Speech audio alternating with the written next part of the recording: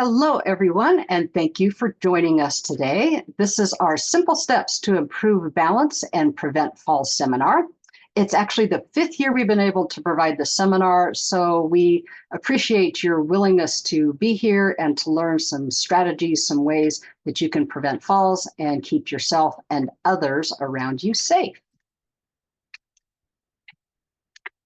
We are able to provide this seminar along with my job, really, because I work for the Idaho Commission on Aging, and they are funded through the Administration on Community Living and the National Council on Aging. There's a whole bunch of acronyms, but I won't bother to give you those. We are also both pleased and proud to be working with on Simple Steps, the Department of Health and Welfare's Idaho Physical Activity and Nutrition Plan, or IPAN. They work with the Fit and Fall Proof program that you will be hearing a little bit more about as we go. My name is Erin Olson, and as I said, I am a program specialist with the Idaho Commission on Aging.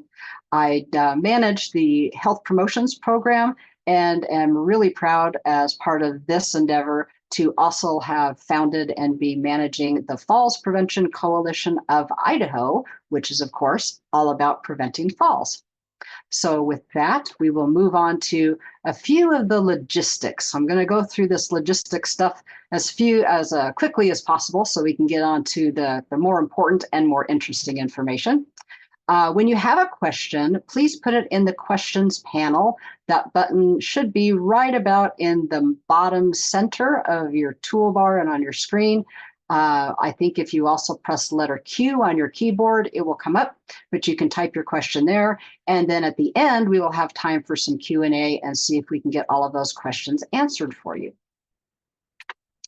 If you can find the resources option, like I talked about before we actually got started here, it should be, again, a button on the bottom right of your screen. You can click that. It will open a panel.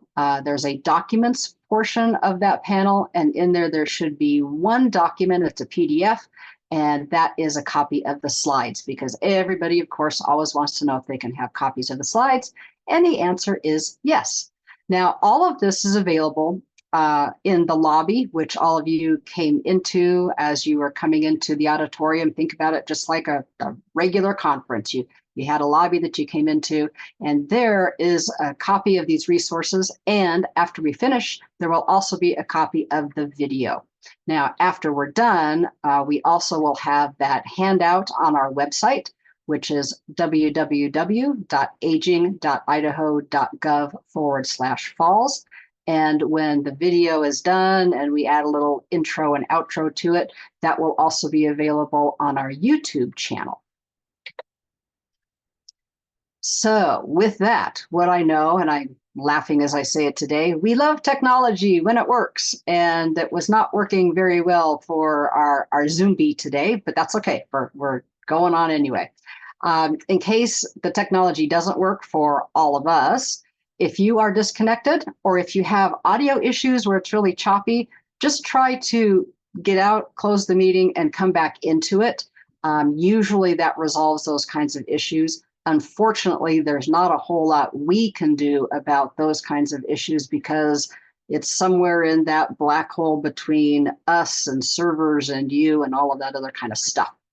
If we lose a panelist, which would be Julie or myself, I guess, then that panelist will log back in as soon as possible, and we will all make our best efforts to fill in the time with important information while we're waiting. If we lose power, the three of us that are here working the seminar today are in different places, so hopefully we won't all lose power. In that case, somebody else again will take over. But again, if a comet hits this hemisphere or something like that happens, then we will let you know via email when we can reschedule. But with all of that out of the way, we're going to hope that everything goes on as expected from this point forward. Now, I talked just a minute ago about the recording. You will have access to that. As I said, you will have access through the lobby. So if you just use your invitation, your ticket that you got for the event, come back in just like you did this morning, you will have the handout and the recording available to you, or our website, which again is www.aging.idaho.gov /falls.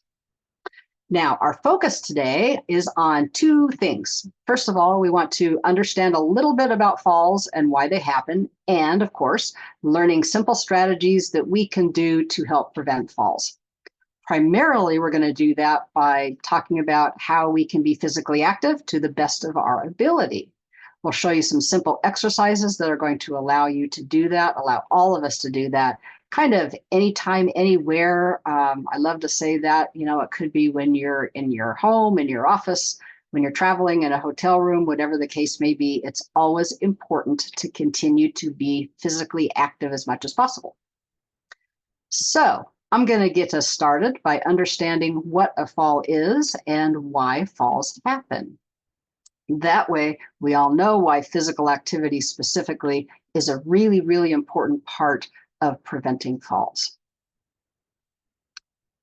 We find that people think they know what a fall is. That is until we ask them what the definition is, and then it gets kind of fuzzy and it's kind of this and kind of that. So I was thinking this is, mainly because people see falls. A lot of times they see them and they're supposed to be humorous.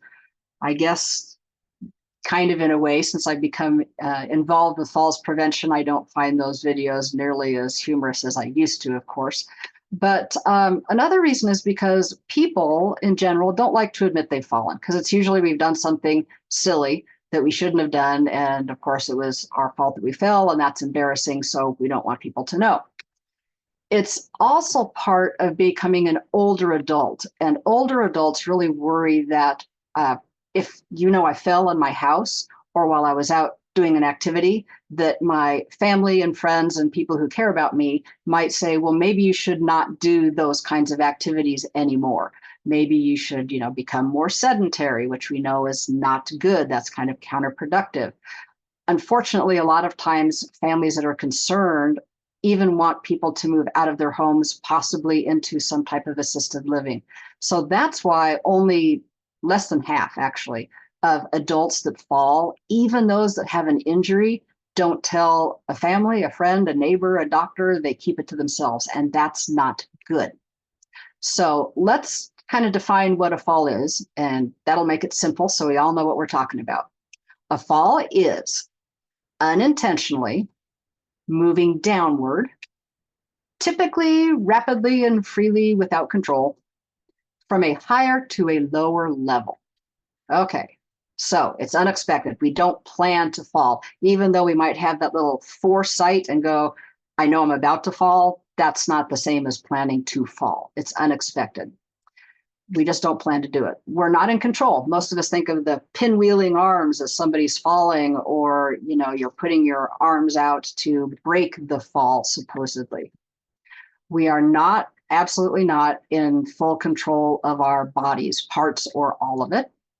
And this is important because, we don't need to fall to the floor. We just are coming from a higher place to a lower place. So if we're standing or walking, anytime we uncontrollably move unexpectedly to a lower place, that's a fall. Now, that could be, and it often is, because you trip or slip. That's the initiating factor.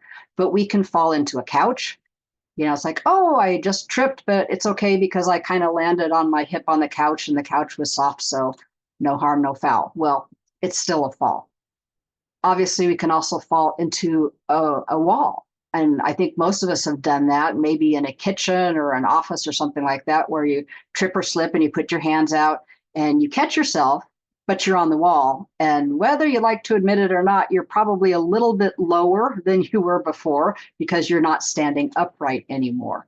So those are just a few examples of what we mean by a fall and why people try to say, oh, well, it really wasn't a fall because I didn't hit the floor. You don't have to hit the floor to have a fall.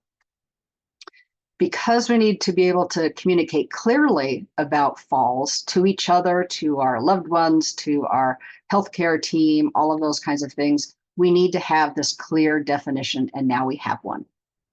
Now, you may not remember that, and I hopefully will be able to get you the slides, or you have already opened them, and there is that definition in the slides. So now that we know what a fall is, the question becomes, why do we care?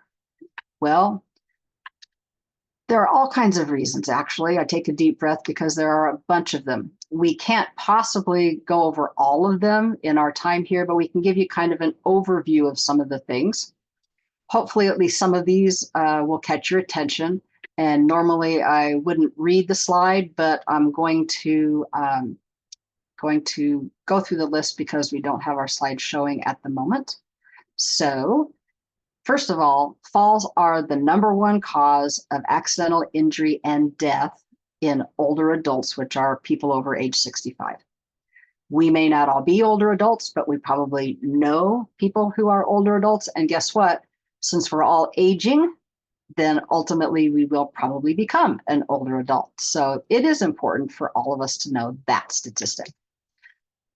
Nationally, about 1 in 4 older adults falls each year. But guess what? In Idaho, it's 1 in 3. So we are more likely to fall in Idaho than the national average. And if you think about it, 1 in 3, how many people do you know? One person out of, yourself and 2 others will fall at least once a year. And what we also know is that falls are the #1 cause of traumatic brain injury, or TBI, which is across all ages. That's not just older adults, that's even children and teenagers and young adults. So Idaho falls more often than other people by about 8% on average.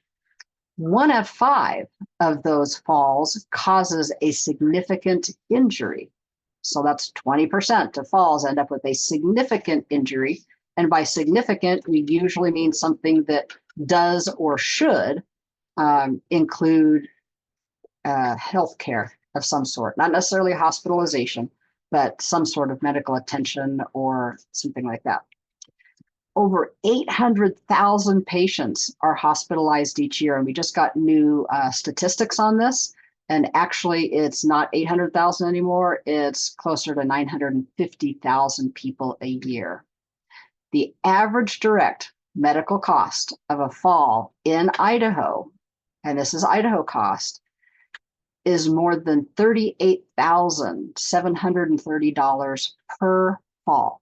And I can attest to this because a year and a week ago, I fell, hit my elbow, split my humerus from my elbow up to my shoulder, basically. 3 days in the hospital. It was over that $38,000 cost, not to mention annoyance that I couldn't do what I wanted and should have been doing, missing work, all of those other things. So that is a very valid number. Unfortunately, I can attest to that personally. And finally, falling once doubles your chance of falling again. We'll talk a little bit more about why that could be, but it just means that if you fall once, then you need to be even more careful because you're more likely to fall again. Unfortunately, when we have older adults that were hospitalized after a fall, and this is shocking to me, within 1 year, 45% were readmitted to some sort of nursing or medical facility. 45, that's almost half. And even worse, 33% died. And generally, they say people that have had a significant injury after a fall who are over 65 shorten their life by an average of 2 years. And that's just very sad when we know that falls are preventable. And that really is the key to all of this. So I think any one of those, not to mention many of them, are why we all need to be concerned about falls and take simple steps to prevent them.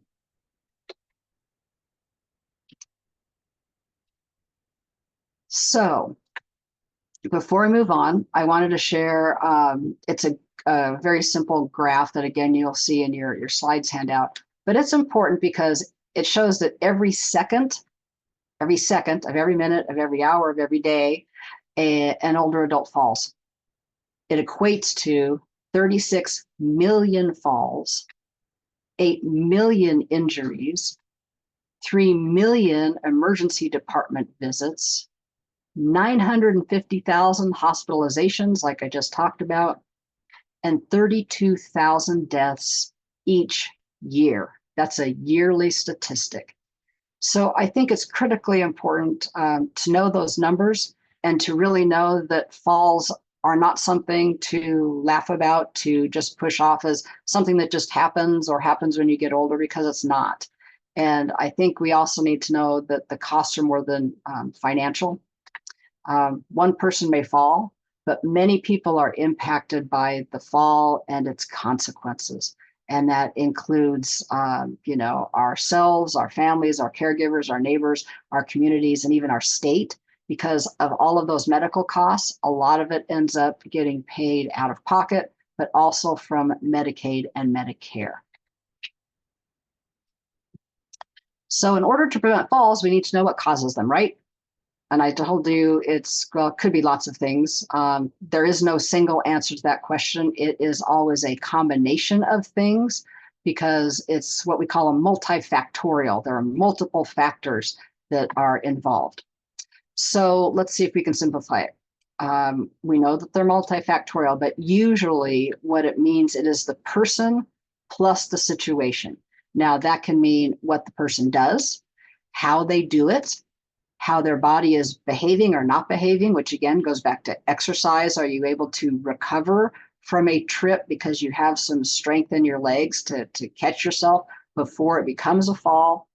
And possibly it could be environmental factors. For a lot of us, those trips and slips are because there was something wet on the floor, or it's icy, or we tripped over a cord or a toy that was left somewhere. So while we're talking mainly about falls in older adults, remember falls do happen at every age. It starts off with, toddlers, they start toddling around. And again, we kind of are laughing as long as they're not hurt because they try to walk and they fall over because they're not good at it yet. It also happens with our kids when they're playing, when they're, doing sports, when they're messing around and not paying attention to the floors and surfaces they're walking on. So there are physical factors that increase a risk of falling, but it's not just older people that fall. But the factors of aging that are just a couple that we want to take a look at include decreased muscle strength and decreased flexibility. That's why this seminar is so important. And we want to let you know how you can prevent those simple signs of aging from happening as well. So to simplify this, the Falls Prevention Coalition of Idaho, or the FPCID, came up with 4 pillars of falls prevention, just to take all of these different factors that could impact us and say, how do we classify them to make them a little easier to work with? They include nutritional health, physical health, which is a huge pillar, emotional health, and environmental safety, as we just mentioned. For the rest of our time together today, we're going to explore a couple of these. I'm going to do just a little bit on the emotional health pillar, and then we're going to have Julie talk about the physical health pillar. So one of our pillars, I said, is emotional health, also called behavioral health, mental health, whatever term you want to call it. We have all become more familiar with the importance of this with COVID and the pandemic and loneliness and isolation. When it comes to falls, elements of emotional health can really be the difference between a full recovery and those really dramatic effects like early death, which of course we don't want. So one of the most important to be aware of is known as fear of falling, and it's part of the falls cycle. After a person falls, especially if they have an injury, they're more aware of the fact that they can fall. That's not a bad thing, but they also are more afraid of falling, right? Especially if you've had an injury before and you're like, okay, I don't want to do that again. So what happens, and if it impacts them significantly, they might stop doing things, or at least do less of them. Things like cooking and cleaning and bathing, all of those are things that could have slippery surfaces, or they have to be reaching or things like that. And so they tend to start limiting doing those. They reduce them, stop them completely. And this is really bad, especially if they happen to live alone, because A, nobody is aware that this is happening, and B, there's nobody else to do personal care, house cleaning, and cooking. And you can kind of see how that is a bad situation. They also may lose interest in social activities and gatherings due to unfamiliar and uncontrolled environments. I don't want to go somewhere where it might be dark, so I can't see the floor or stairs if I have to walk around, or there might be people running around and objects that I might fall over. So they limit their social interaction. Their fear of falling really just takes over their life in a very, very negative way. So this is where the cycle comes in. They have a fear of falling again. And according to our statistic, if you fall once, it doubles your likelihood of falling again. And that continues after the first fall. They then become less active. They lose muscle strength and balance because they're not being physically active. So they're worsening their physical condition.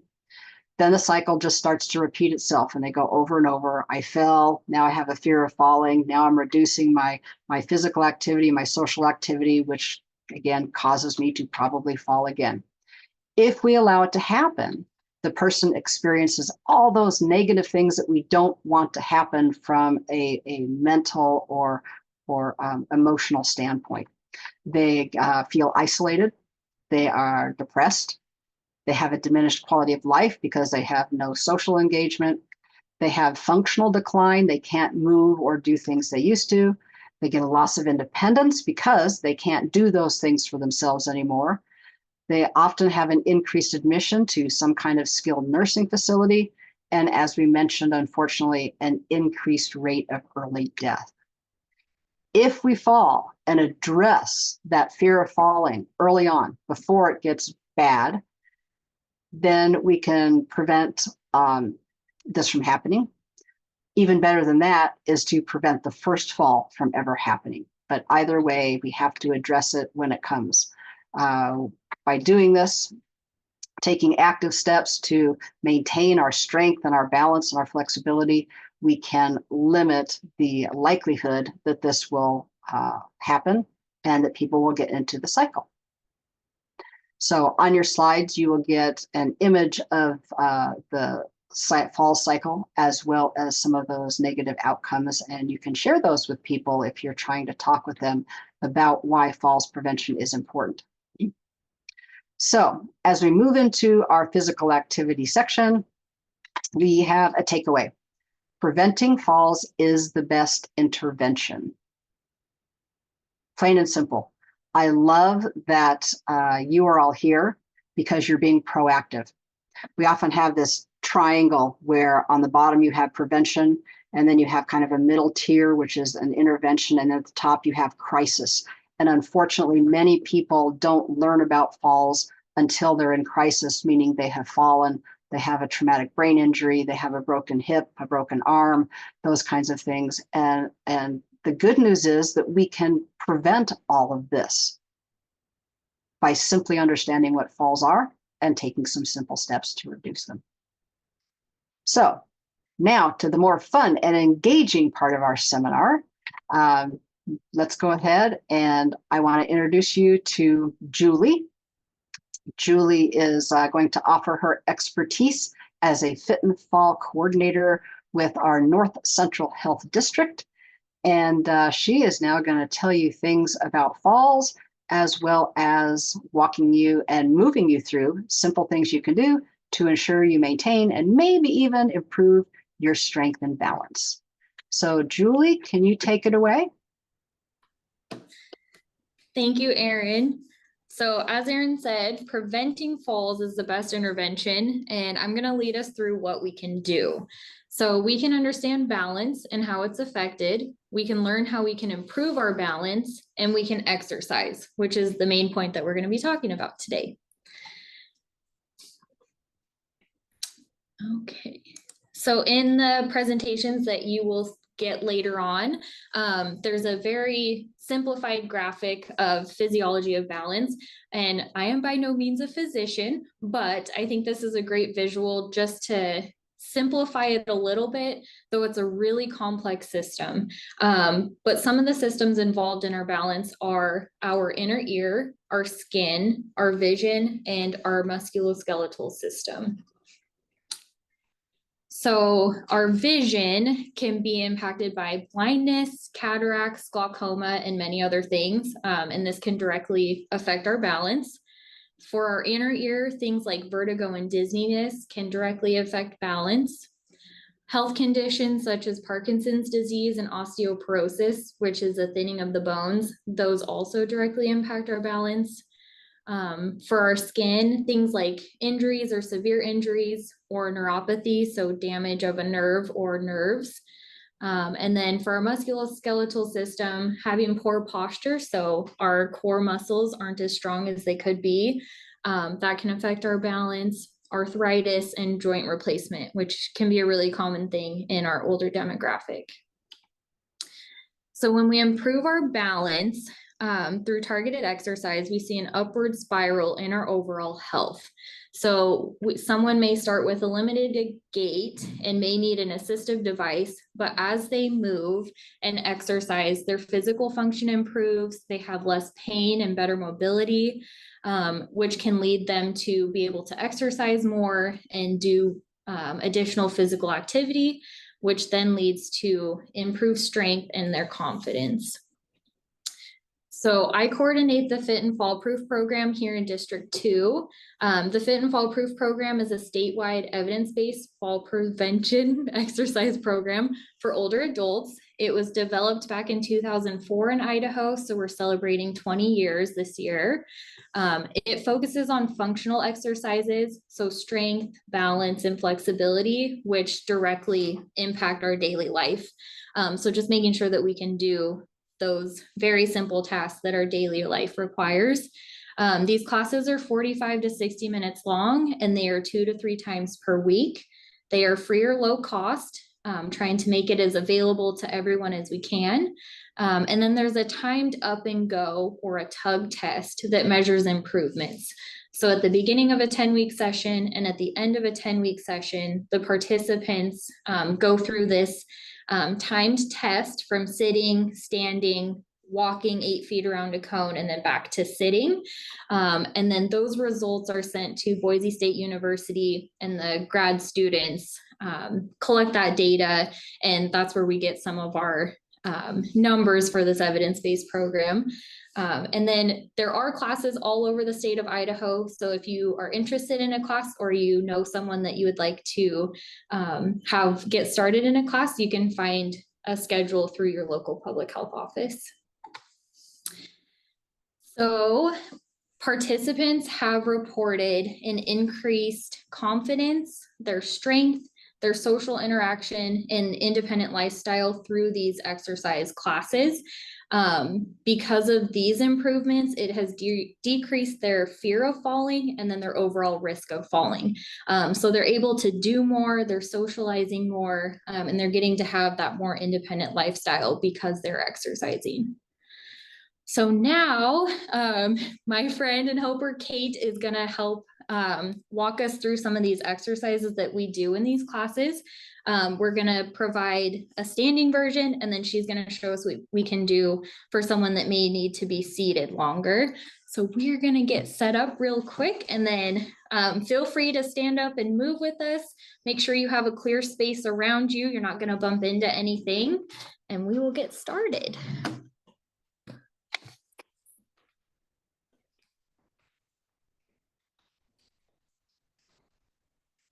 Okay.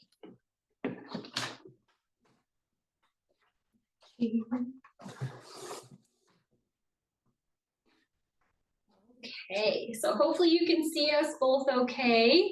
And then our sound is okay. Erin, just interrupt me if we need to fix our sound.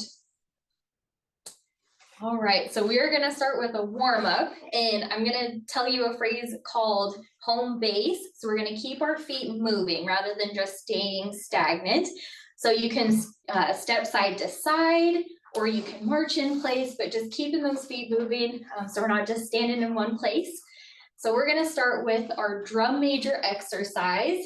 So you're going to put one arm straight to the side, and then your other arm is gonna come across your chest, and then you're just gonna move back and forth with your arms without bumping into anything. 1, 2, 3, 4, 5, and then we're gonna go right into dolphin dive, so you can still keep your feet moving. So you're gonna act like you're a dolphin. You're gonna move those arms kind of in waves. So your wrists and your forearms should be feeling the most of this. Do a couple more. All right. And now we're gonna move into shoulder shrugs. So with your arms at your side, good posture, sitting upright, and you're gonna move those shoulders to your ears and back down. And the biggest thing we wanna do is make sure we're not just dropping our shoulders. We wanna do slower, controlled movements so you really get that, you're really moving those muscles and not just letting them fall. All right, and now we're gonna do thigh tap. This one's kind of fun and works your brain a little bit. You're gonna do opposite hand to opposite knee. That makes sense. And then you're just gonna march in place and tap your thigh. And if you can't quite get your knee that high, that's okay. Just don't lean forward. Just keep your back straight, good posture, and reach your arms down as far as they'll go. Do a couple more of those. All right, and now we'll do picking apples. So you're gonna keep that march, and instead of tapping your thigh, you're gonna act as if you're picking apples from a tree and bringing them down to your opposite knee. Great job picking all the apples. I'm pretty sure this is the time of year they get picked anyway, so we're really working those muscles. All right, so hopefully everyone's feeling nice and warmed up. We can move into our balance and strength portion. I'm going to grab my chair really quick. So this is a great one that you can do at home, especially if you're sitting watching TV, or I believe it's football season now, so if you're watching a game. So you're gonna start seated and safely at the front of your chair. And then we're just gonna stand up all the way straight and then sit back down. Just remember those slow controlled movements and not let our knees go past our toes when we're standing. So we're gonna stand up. And as you can see, Kate, she is doing more of kind of a standing squat and using those armrests to balance. All right. And then now that we're seated, Kate can show a sitting version of this next one, and I'll show a standing version. So make sure you have something sturdy to hold on to, so no one's falling over if you're deciding to do the standing version. And we're gonna do a single leg raise. So you're just gonna put one leg out as far as you can, maintaining that good posture. And then switch legs. And switch. And switch. And one more. And now we're gonna do the V step. This one's really fun, also great for working your brain. You're gonna start by tracing a V with your feet. So right leg forward, left leg forward, right leg back, left leg back. So back here, your feet should be together. When you step forward, your feet should be apart, and then back. And then for added difficulty, we're gonna add our arms in. So right arm should go up with your right leg forward, left arm with left leg. And keep going. We'll do one more. All right. This next one is called the tree pose. If anyone has done yoga, you might know this one already. So those of us that are standing, make sure you have something sturdy to rest against if you need. And you're just gonna start by resting your heel on your leg, making sure we're not pushing against either our ankle or our knee. And then arms above the head. And then if you can, move that leg that's rested on your other leg up your calf if you can. And you can put your arms down here if you'd like. Oopsie. And then we'll switch legs. And if you need to hold on to something, that's okay too. It's just working those muscles. Arms above the head. We're down here. That one's great for your ankles and your calves. All right, now we're gonna do the tandem and tightrope walk. So you can either hold on to a chair or a wall, but you're just gonna place one foot in front of the other.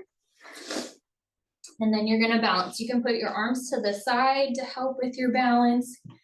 And then just make sure you have soft knees. That way we won't fall over, and then you should feel that movement.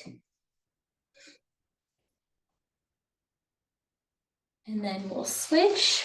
So whichever leg you had forward, put the other leg forward.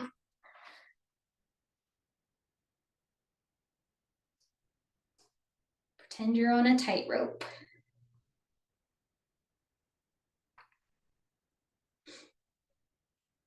All right, so now that we're all nice and warmed up and worked on our balance, we're gonna cool down. So we have standing and seated version. We're gonna do a side reach. So maintain that good posture. You're just gonna reach your arm over, stretch out your side.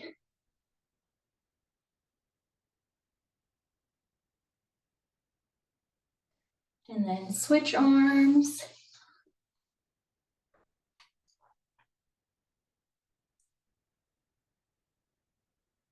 And then switch.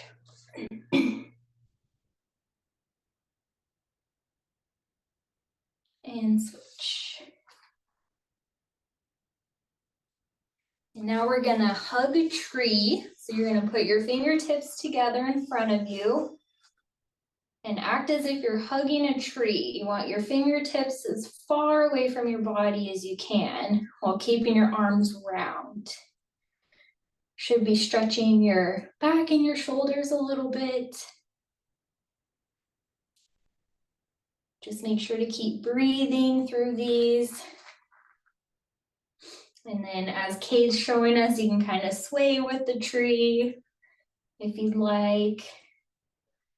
Stretch out some other muscles.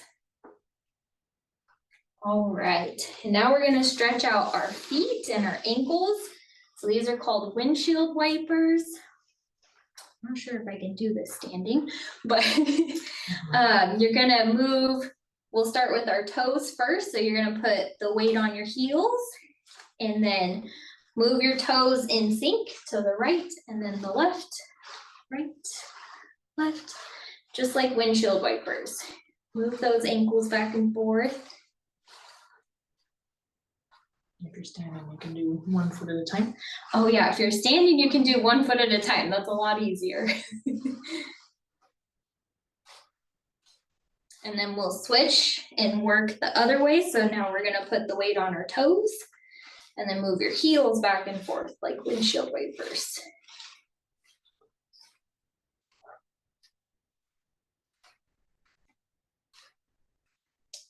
Okay, and then we'll stretch our hamstring. So keeping that good posture, chin up and chest up. And if you're standing like I am, just keep that soft knee on the leg that you're not stretching. Make sure your knee's not over your toes. And then just stretch that hamstring. Make sure we're taking deep, long breaths.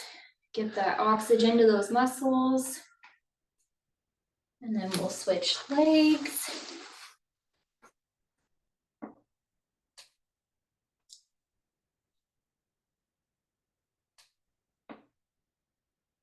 And we'll do one more time on each side.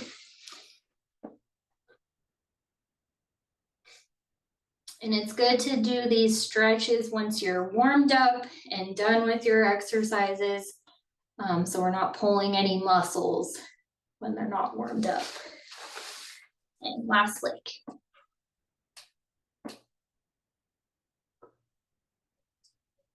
All right, and then our very last exercise is called a heart breath. This one's really fun just to get that breathing and just finish your workout, get nice and cool. So we're gonna breathe in and our arms are gonna go above our head, and we're gonna breathe out, hands down to our heart. And then we're gonna breathe in, arms up and out and back down to our sides. And then in, arms above the head, out, down to our chest, in, arms straight up, and then out, back down to our chest. We'll do one more, in, and out, down to our chest, in, and out. All right, so that's all I have.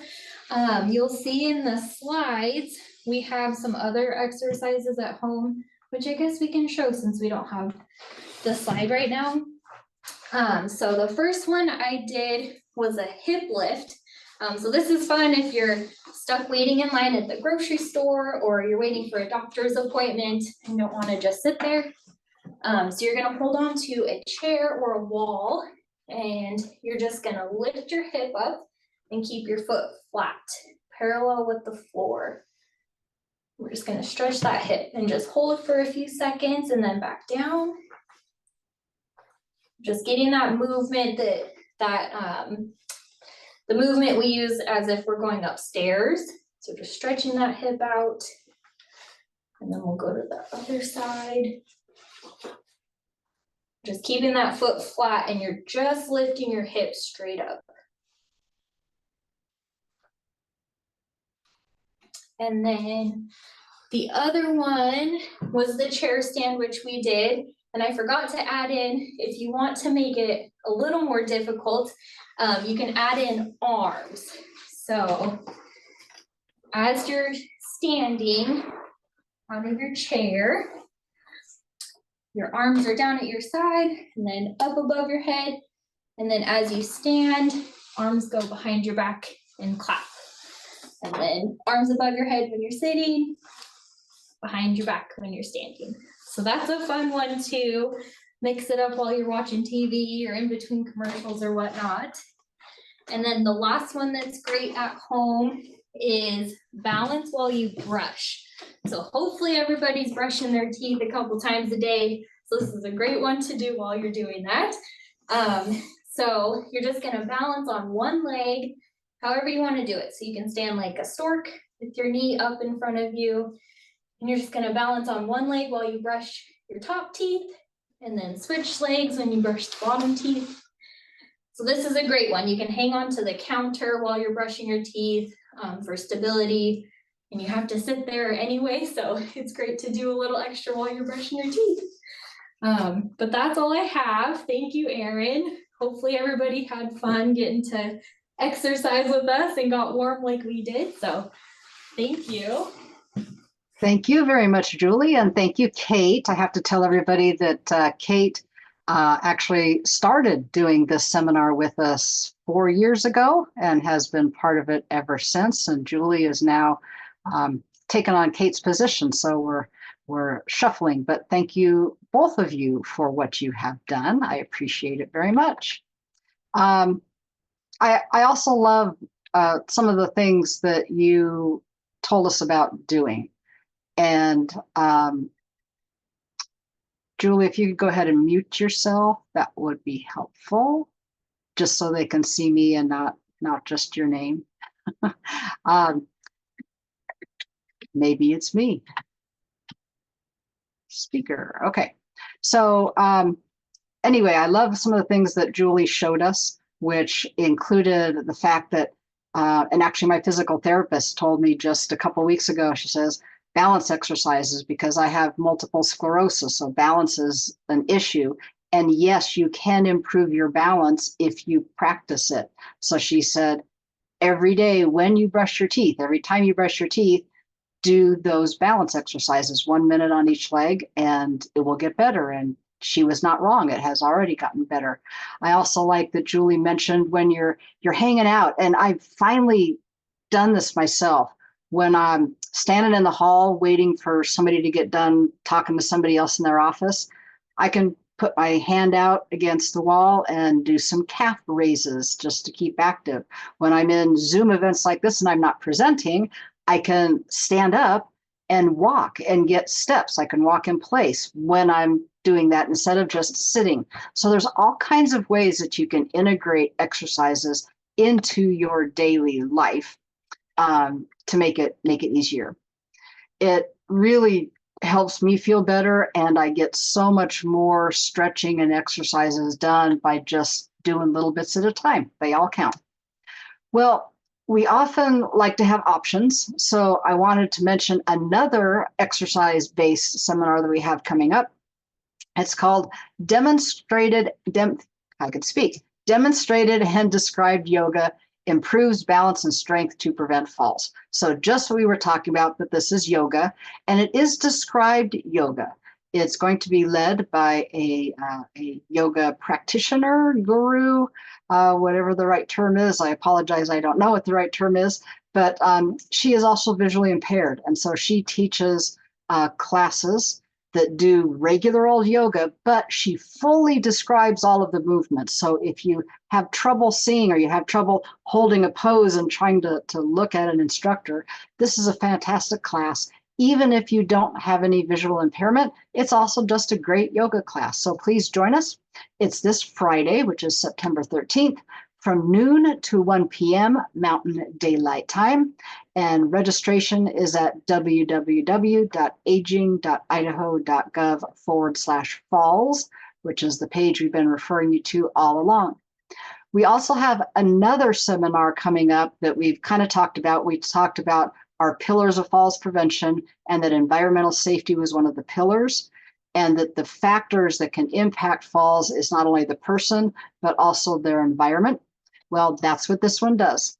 It is called Recognize and Remove Trip Hazards at Home, how to make your home safer by removing trip hazards, often very easy, free things that you can do.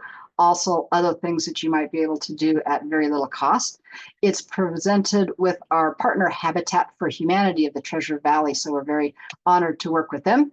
It is Wednesday, September 25th, from 11 a.m. to noon Mountain Daylight Time. And again, registration, www.aging.idaho.gov/falls. So what's the takeaway? It's very simple. Awareness is the start. That's what all of you have done today by being here. You've raised your awareness about what the risks are, and almost more importantly, how to reduce those risks. I guess you need to have both sides, but prevention is the solution. And that really is the second half. Awareness is the start, but prevention is the solution. Only you can integrate physical activity into your everyday life and reduce your risk of falling. Don't make it a thing you have to do. That makes it hard. Just make it something that you just do every day. Integrate it just like you do eating and brushing your teeth and those other types of things. So what I would like to know is if there are any questions. I have not had any questions in the Q&A. Let me check and make sure that that is still true. I do not have any. Julie, can you unmute yourself? Yes, I can. Well, I thought maybe we could just talk about a couple of things and maybe that would inspire some questions. How often should people exercise? Now, remember everybody, we are not doctors. So please always consult your healthcare provider about anything that you do having to do with changing your physical activity. But just as a general guideline, Julie, how often should people be exercising? Is there a way to measure that? As often as they can.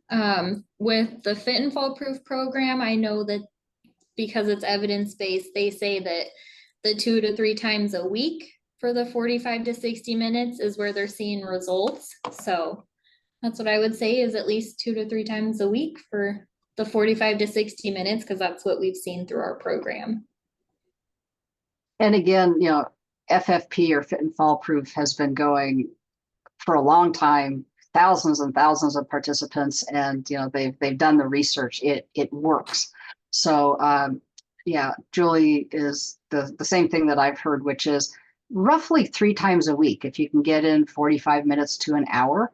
Obviously, if you can be active every day, because the worst thing we can do is just be sitting, especially, and doing nothing. It's actually better to lay down than it is to sit. Not that I'm telling everybody that you should just go to bed and stay there, but you get the idea. Stand when you can, move when you can, as you can. And I think you'll find lots of different ways to do that. I was just trying to think about different kinds of exercise. Julie did several. She did some stretching, which of course, I think everybody would say is really kind of the foundation. Everybody needs to make sure that you're stretching and keeping all of those muscles and ligaments and tendons and everything and your joints moving. We also have what some people call strength training, which it kind of is. Some people call it resistance training. Julie, do you guys do anything with resistance training, and why is that important? We do have some resistance training. So our classes have TheraBands, so those resistance bands, and then they have different weighted balls and hand weights that they can use. And those are recommended twice a week. And that is a portion of the fit and fall proof classes. There's a warm up, and then there's the balance and strength like we did that does not require any equipment. It's just your body weight. And then that third section is balance and strength with resistance, and then the cool down. So excellent. So a lot of people think they have to join a gym to be able to exercise effectively, and you're saying not so? no, Kate made a good point. She was saying, even if you have some cans of soup or cans of vegetables or whatnot, you can use those to do a little bit of resistance. So really you can use anything in your house that has some weight, maybe not a pet because they move, but or small children. Yeah, yes. Nothing that wiggles. Yes. But yeah, we use milk jugs, and that would be easy because it actually has a handle on it. If you have grip issues, something with the handle might be easier. But yeah, there's all kinds of things I'm thinking of that we could use to work with that. One of the workouts I've seen is a towel workout. So if you don't have a resistance band, most people have hand towels in their home. So you can use a hand towel as a resistance as well. So lots of creative ideas. Lots of all kinds of things. Well, somebody did have a question. They wondered if you had any recommendations about any online videos, or if they're searching for things online to help them, what kind of search words would they use? Do you have anything like that? So the Parkinson's group and then AARP have some information on those. They have, Parkinson's has fitness on Fridays that you can join online, and AARP also has fitness videos that are available and free. Thank you. And that's usually the key is, we don't want to, and we don't need to pay for them. I would also suggest, when you're looking for things, make sure they're appropriate for you, your age, your physical ability. The worst thing that can happen is you say, hey, I'm going to go do, let's just say, Pilates, and you get in with a group of super Pilates people, and you end up straining something. That's counterproductive. So yeah, see if you can find some things. I know there are lots online. I do virtual workouts 7 times a week. I do it through a group called Northwest Association for Blind Athletes because I am blind. If you are blind or visually impaired, you can join those. I actually haven't asked if that's a requirement, but they actually put theirs up on their YouTube channel. So I know that there are channels on YouTube that are free that you can find various types of exercise programs. Just make sure that the people presenting them are credentialed, and I don't mean, highly, but that, they know what they're doing, so you're not going to get injured. Thank you for the question. Well, as we start to kind of reach the end of our time, I would like to encourage you to contact your local area agency on aging, or AAA. They are the people who provide the services through the Idaho Commission on Aging, primarily for people over age 60, 65, or any adult with any kind of a disability. But they also can refer you to other resources. So you can find how to contact them on our website. The first part is the same as I've been telling you, www.aging.idaho.gov. But then you can either select it from a menu, or it's aging.idaho.gov/area-agencies-on-aging. They will be more than happy to help you and answer any of those questions. So we always want to thank people who gave us their precious time to be here. We hope that you have been inspired and motivated to stay healthy and strong and flexible, and to assist those around you to do so as well. I definitely want to thank my presenter, Julie, and her assistant, Kate, for showing us those exercises that all of you saw were very quick, very easy, and can be done really anywhere, any place, anytime to help prevent falls. And I want to finish up by thanking all of you, because you made time to be here today, probably a little more than an hour of your time. And I hope that you found it useful and helpful, and that you also will join us for more of our seminars. Again, you can find the remaining schedule. I think we have 6 left, some that are going to be really, really good, a couple that I told you about. aging.idaho.gov/falls is your key to all of our information.